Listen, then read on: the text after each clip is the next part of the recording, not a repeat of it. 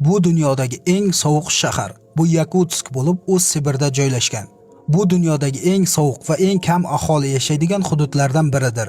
Yakutskda taxminan 336 mingdan ortiq kishi yashaydi. Ularning aksariyati shahar atrofida joylashgan olmos konini boshqaruvchi Alrosa kompaniyasida ishlaydi. Yakutskda harorat -60 darajagacha yetgan. Qaynoq suvni havoga sepganingizda u darhol qor bo'lib tushadi. Tashqarida bananlarni bolg'a sifatida ishlatish mumkin va go'sht bo'laklari darhol temir ustuniga yopishib qoladi.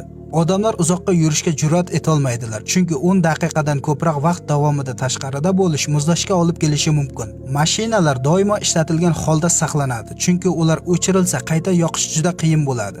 Odamlar tashqariga chiqishdan oldin bir necha qatlam kiyim kiyishlari kerak. Ularning umumiy og'irligi 10 kilogramdan oshadi.